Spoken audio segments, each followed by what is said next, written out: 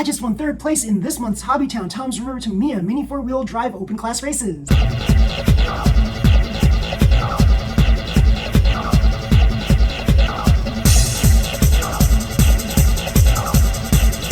Firefly was not to be denied this month. So 3rd place against some very formidable racers. This was a very technical track this month at Hobbytown. It was a track that didn't have a lot of speed to it.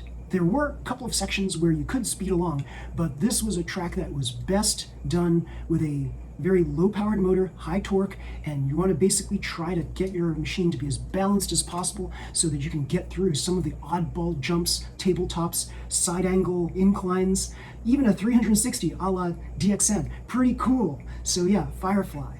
This is a very balanced machine. It's got this nice flapper device here and this tail damper, all made with body catcher material. Pretty cool. But let's talk about box stock class first. So in box stock, this car, Phoenix, that won gold last month, I wasn't going to use this because this car was too fast. It kept coursing out. And other people used this car as well, perhaps after seeing how well I did last month with this. Their car also coursed out, unfortunately. So then I thought to myself, how about use the mock frame? This is like everybody's favorite box stock racer, and for many courses, this is the perfect car. It is a formidable vehicle. It is the car that you will see more often than not in box stock races. And I tried this, and several others tried this, and every one of us, we all ended up coursing out. Now, here, you could place the brake on the front, as some people suggest, but on this particular track, it's best to place it on the rear.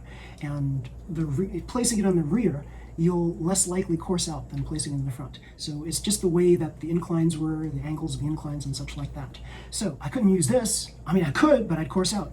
So I ended up using, my reverse roller VZ chassis. Yeah. So here, reverse roller VZ chassis, there is the rear roller setup is in the front, and the front is in the back. The only problem with this, okay, so I was supposed to be the winner of box stock. That's how awesome this car was. I put in a more amped motor in there. It was a motor that is specially water tuned and voodooed, and it was 25,000 RPM. Really cool, really cool. I didn't want it to be too fast. If it was too fast, it would just fly off the track, just like all the other cars. But with this one, I added a little bit of weight with the tail fin, and I also, I tried dampening this also using the trick that someone showed me at Dixon, but that didn't quite work out so well for me here. So I got to lane 1, so I was in the finals, lane 1, and then all of a sudden I noticed right when I was racing in the finals, the screw was loose and this was like knocked ajar. And so I had to call like a timeout, and I had to get this repaired. And there's nothing that I could do to repair a broken roller mount, unfortunately. So it's a shame because this car should have won. And it's totally a shame. Luckily, there's another set of roller mounts on here. So instead of putting the rollers in the front hole, I put them on the rear hole. So let's see if that fares well on the next set of races. So I'm going to try again with this. We'll see how far we go with this. But otherwise, it's like this coursed out at the very end just because there was no roller right here, and it hit the bottom of the jump, like the landing, and it just coursed out after that. And it's like, so frustrating. So Tune Class, I raced my Panda Racer, and this was the car that I raced at Dixon. And yeah, it has a lot of experience behind it. As you see, it's got these special 24mm wheels for Tune Class. Pretty cool. And it's a nice, very balanced car. And it's fast, but not too fast. So it was only going at like 24 kilometers per hour in a torque-tuned motor, but that's really all you need for a technical track such as this. And it was faring pretty well. And here's the stupid thing number 2. So everybody in my race coursed out except for me, and I should have won. I was supposed to get into the 4th lane of the finals. Unfortunately, I caught my car early. So the cars were coming, the cars were all coursed out except for mine. And here it goes, and I thought that I was supposed to catch my car in the lane that I caught it in, and I should have caught it in the lane next to it. And so I should have let it run for another lap, and I would have been in the finals. Oh, so frustrating, so stupid, so silly. Oh well, that's how the ball bounces sometimes. So yeah, technically we all coursed out, and then we had to re-race, and as luck would have it, unfortunately I didn't make the finals. So, open class. The last category, open class, as I mentioned before, I had to dumb down the motor by making it a light dash motor. That is a slower motor than Hyper Dash, but not too much slower because this is a specially voodooed light dash motor. So instead of 28,000 RPM, it was going at 30,000 RPM. My Hyper Dash normally goes at 34,000 RPM. So it wasn't that much slower, but I needed to dumb it down a little bit so it could stay on the track. So this is well balanced on the front and back, 9mm rollers in the front, and my Flexi-Plate device on the back.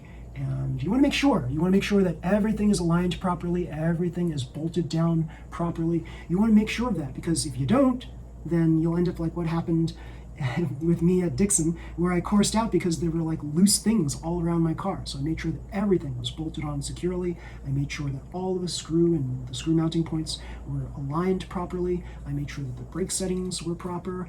Everything I wanted to make sure was totally proper. And I was measuring battery voltages very minutely here. And so I was able to get to a point where I could like figure out the exact voltage I needed so that it would stay in the track and also achieve me a decent ranking, a decent place in the finals. So pretty cool, pretty cool. I don't think I'd change anything in what I was doing at this month's races. I think third place is pretty darn cool considering how difficult the track was this month. It was a complicated technical track.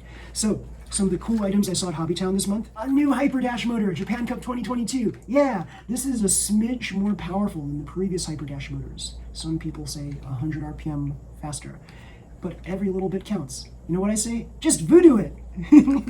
But don't voodoo too much. So I also got these 13mm rollers. Anytime you see classic ball bearing rollers like this, you should buy them. Just buy them. And then you can like experiment and make some really robust rollers that way. And I also got this. This is a must-have for you folks that don't want to purchase carbon fiber angled pieces that are custom made. Those are very expensive, but you know what? You can get these cheap plastic substitutes, and they're pretty good too. So if you like this video, everybody, please slam the like button, like my videos, and subscribe to my channel, and you'll see more videos just like this one. Until next time, everybody, see ya, bye.